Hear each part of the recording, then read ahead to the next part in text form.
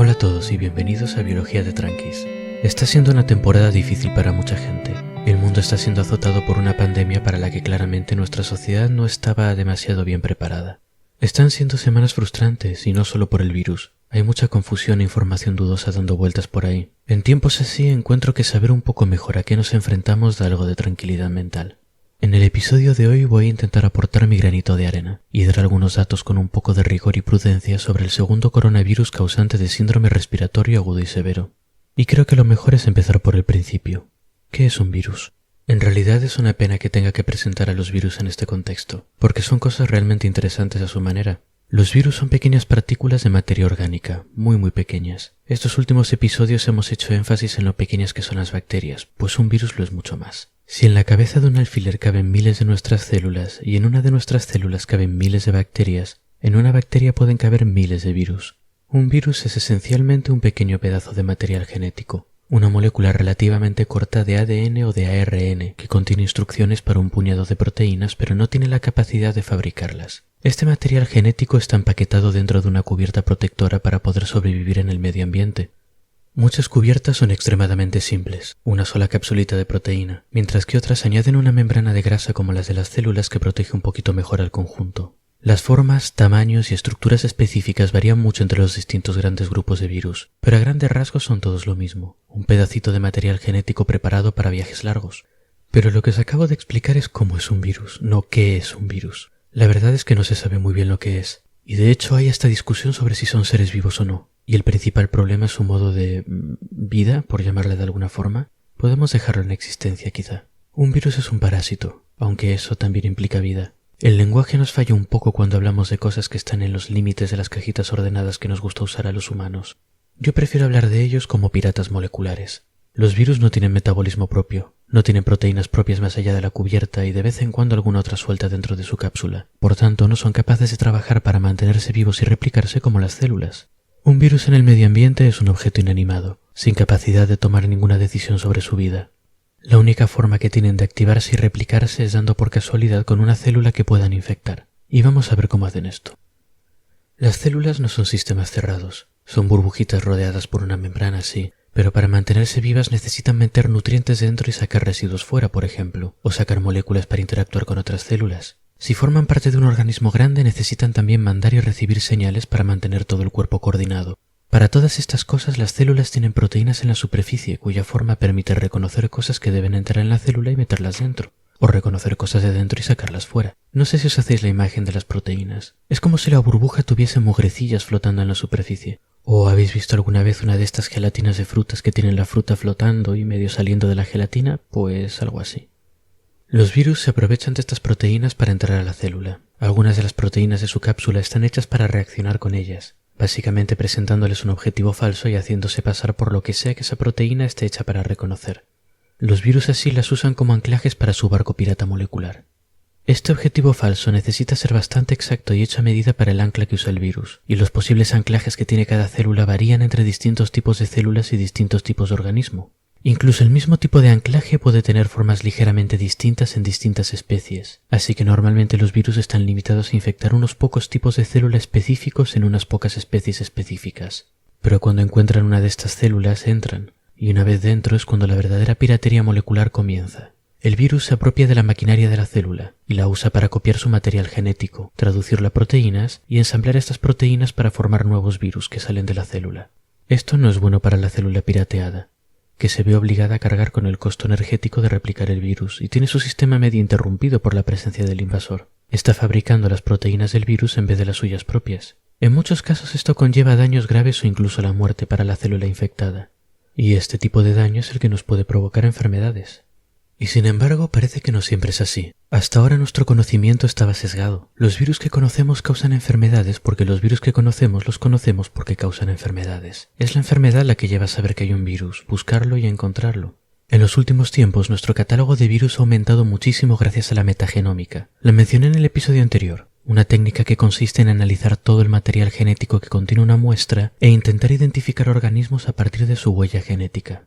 Cuando hacemos esto con, por ejemplo, una araña, además del material genético de esa araña encontramos el material genético de las bacterias que viven encima de ella, o dentro de ella, de algún parásito suyo, un hongo quizá, del granito de polen que se le quedó pegado a una pata y de montones y montones de virus. Cuanto más aplicamos metagenómica, más vemos que insectos, peces, plantas, hongos, pájaros, amebas, algas, todo está lleno de virus. Incluso si nos remontamos a organismos simples como bacterias y arqueas, tienen cada uno sus propios virus. Es más, si comparamos los virus que residen en distintos organismos, vemos que en muchas ocasiones las ramificaciones y los cambios en esos virus durante la evolución siguen de cerca los del grupo de seres vivos que infectan, indicando que esas especies y sus virus llevan conviviendo juntos millones y millones de años. Los virus son muy antiguos, quizás surgieron poco después de los primeros seres vivos, y llevan acompañando la vida desde entonces.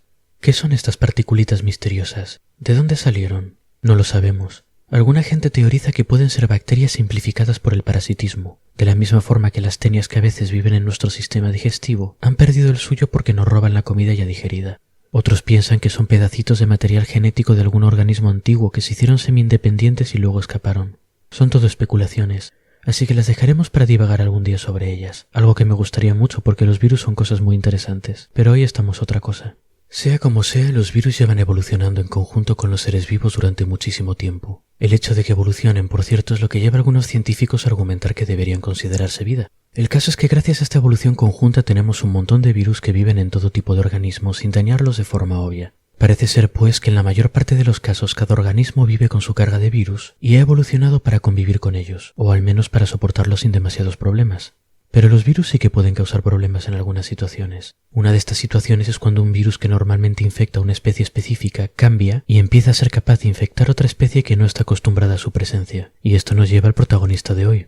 Por si no habéis estado muy atentos al mundo últimamente, o por si sois un arqueólogo alienígena descifrando esto en 4036, el mundo últimamente está muy preocupado por un virus que se está extendiendo rápidamente por toda la población humana. El segundo coronavirus causante de síndrome respiratorio agudo y severo. Las siglas de este síndrome en inglés son SARS, y es el término que voy a usar, y al de ahora lo voy a llamar SARS-2.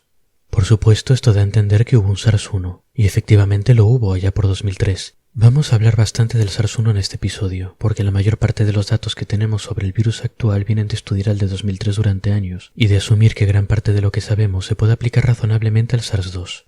Hay que tener en cuenta que hace solo unos meses que sabemos de la existencia del SARS-2 y las investigaciones avanzan despacio y sobre todo en medio de una pandemia. Por eso la información que vamos recibiendo sobre el virus actual puede ir cambiando y tener contradicciones. En muchos casos estamos aprendiendo sobre la marcha. Pero hablemos de lo que sí sabemos. Tanto el virus del SARS-1 como el 2 pertenecen a la familia de los coronavirus. Una familia relativamente amplia que incluye virus que infectan las vías respiratorias y el sistema digestivo de algunas especies de aves y mamíferos, incluyendo humanos. Las partículas de los coronavirus tienen una capsulita de proteínas rodeada por una membrana. Dentro de esta envoltura protectora está protegido el material genético del virus, una única cadena de ADN que contiene las instrucciones para crear las proteínas que se necesitan para construir nuevos virus. Para que os hagáis una idea de la escala a la que funcionan estas cosas, el virus del SARS-1 tiene 14 genes, instrucciones para crear 14 proteínas, mientras que una bacteria típica suele tener varios miles de genes en su ADN. La envoltura de los coronavirus tiene además muchas copias de una proteína en forma de pequeño garrote que sobresale de la membrana.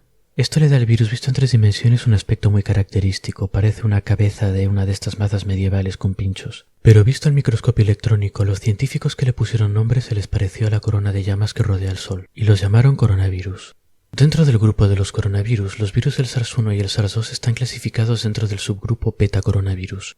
En este grupo está también el virus del MERS, siglas del síndrome respiratorio de Oriente Medio, una enfermedad respiratoria muy grave que apareció en Jordania en 2012 y que sigue reapareciendo de vez en cuando. Estos 3 virus causantes de enfermedades respiratorias graves en humanos comparten grupo con una serie de virus que infectan murciélagos. De hecho, por lo que sabemos, es muy probable que tanto los 2 SARS como el MERS sean virus que originalmente vivían en murciélagos y que sufrieron mutaciones que les dieron el potencial de infectar humanos. En los casos del primer SARS y el MERS se piensa que primero el virus pasó por un animal intermedio donde se acumuló durante un tiempo y que le dio la oportunidad de entrar en contacto con humanos repetidamente. En el caso del SARS se cree que pudieron ser civetas, un mamífero asiático parecido a las jinetas que tenemos en España. En el caso del MERS, el salto al ser humano parece haber ocurrido desde camellos o dromedarios por contacto con humanos en granjas. En el caso del SARS-2 no lo sabemos, es posible que el salto haya ocurrido directamente desde murciélagos. En cualquier caso, parece que los betacoronavirus tienen bastante afición a saltar a seres humanos desde otros animales, y de hecho los dos SARS hicieron el salto a seres humanos en China, asociados a restaurantes y mercados de carne animal para comida, lugares donde lógicamente hay mucha oportunidad para el contagio.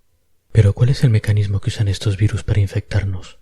El pirata del SARS-1 usa como anclaje para su barco una proteína llamada enzima conversora de angiotensina número 2. O ACE2 por las siglas en inglés. Su función es esperar tranquilamente en la membrana hasta que se le pega una molécula de angiotensina 2. La angiotensina 2 es una proteína que algunas células fabrican para mandar señales a otras células y ordenarles que hagan cosas. Estas señales se liberan en el torrente sanguíneo para que se repartan por el cuerpo. Cuando tenemos mucha angiotensina 2 en sangre, la presión sanguínea aumenta, entre otras cosas. Por supuesto, si hay células que se pasan el día fabricando angiotensina 2, los niveles irán subiendo hasta que los efectos sean dañinos, por ejemplo, provocando subidas de presión sanguínea demasiado altas. Así que en algunas partes del cuerpo las células tienen proteínas ACE2, que reciben la angiotensina 2, dicen vale, mensaje recibido, y la rompen, manteniendo los niveles estables. Esto parece un rollo molecular sin mucho sentido, pero volveremos a ello más adelante.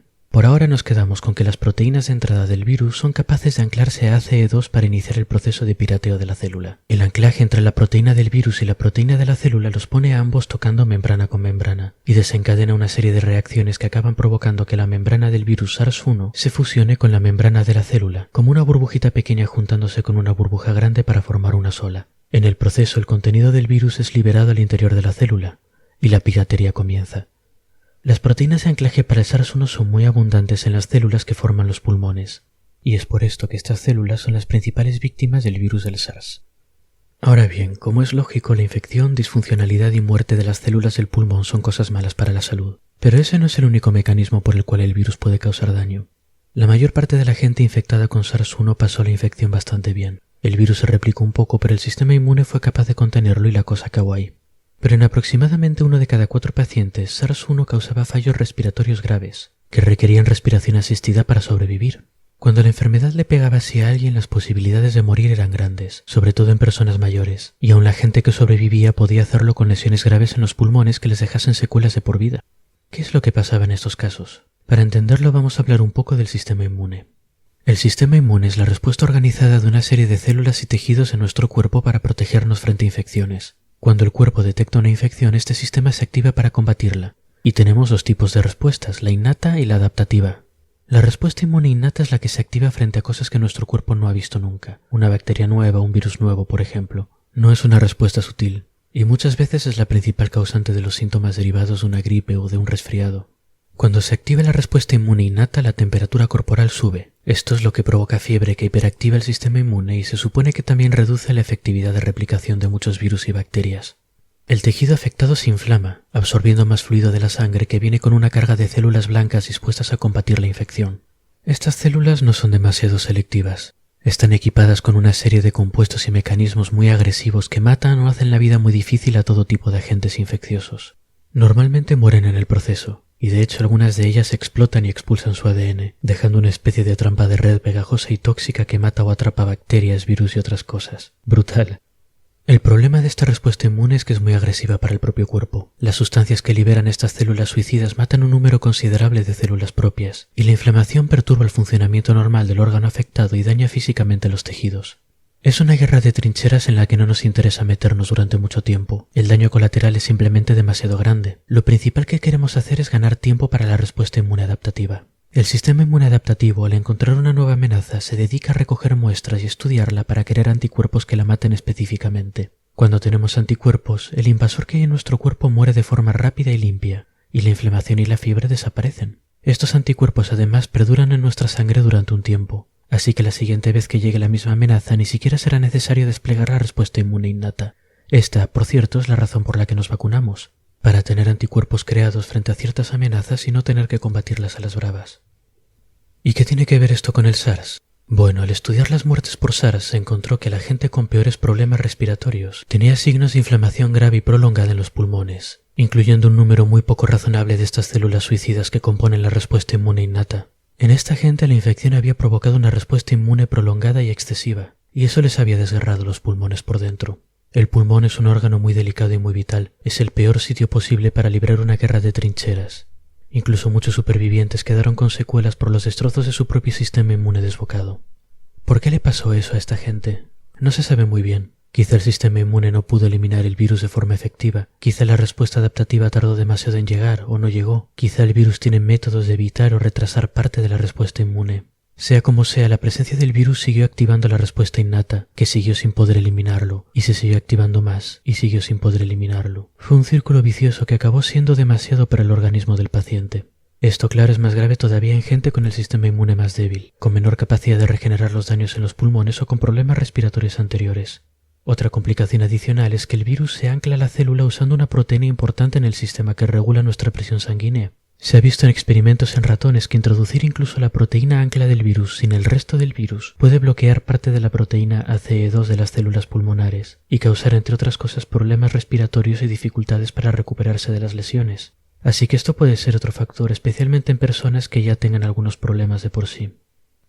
Pero todo esto que os cuento son averiguaciones e investigaciones sobre el SARS-1. ¿Qué pasa entonces con el SARS-2, que es el que nos interesa? El SARS-2 está emparentado con los mismos virus de murciélago que SARS-1, y se parece a SARS-1 pero no es idéntico. Tiene un 80% de similaridad genética, y algunos cambios en partes importantes como la proteína que usa para anclarse a las células. Eso quiere decir que aunque podemos usar el conocimiento de SARS-1 como guía, tenemos que ser prudentes a la hora de asumir que es totalmente aplicable a SARS-2. Podemos llevarnos una sorpresa y no está la cosa para sorpresas. Por ahora ya conocemos una diferencia clave. SARS-1 solo infecta los pulmones y los pacientes no son contagiosos hasta que tienen síntomas claros. SARS-2, en cambio, puede infectar los pulmones y causar algo parecido a SARS-1, con los mismos síntomas y complicaciones. Pero otras veces puede infectar solo las vías respiratorias superiores como la nariz y la garganta y provocar síntomas muy leves. Puede incluso no tener síntomas y la persona sigue siendo contagiosa durante ese tiempo. Esta diferencia es importantísima. Es lo que hace mucho más fácil de transmitir y mucho más contagioso a SARS-2 que a SARS-1. La gente infecciosa no está tirada sin poder moverse en una cama de hospital como en el caso de SARS-1, sino que puede sentirse perfectamente, puede moverse mucho, irse de viaje, hacer vida social, etc. sin saber que tiene una enfermedad. Y esto hace también muy difícil para los gobiernos localizar y contener adecuadamente la infección al necesitar pruebas para localizar a posibles infectados. Así que esta es la situación. Hay mucha incertidumbre y es lógico. El SARS-1 fue grave, pero era mucho más fácil de contener. El SARS-2 tiene la capacidad de infectar mucho y muy rápido, tanto que está pillando de sorpresa a la mayor parte de los gobiernos del mundo, y no sabemos cómo de fácil de curar va a ser. A día de hoy, que yo sepa, todavía no hay curas definitivas o vacunas contra el SARS-1. Lo bueno es que gracias a él tenemos casi 20 años de estudio en los que basarnos para encontrar curas o vacunas, y la comunidad científica está volcada en el problema. Y esperemos que tengan éxito. Este virus exacto es nuevo, pero hay que tener en cuenta que es el tercer coronavirus en 20 años que salta de animales a humanos, y no hay razones para pensar que vaya a ser el último.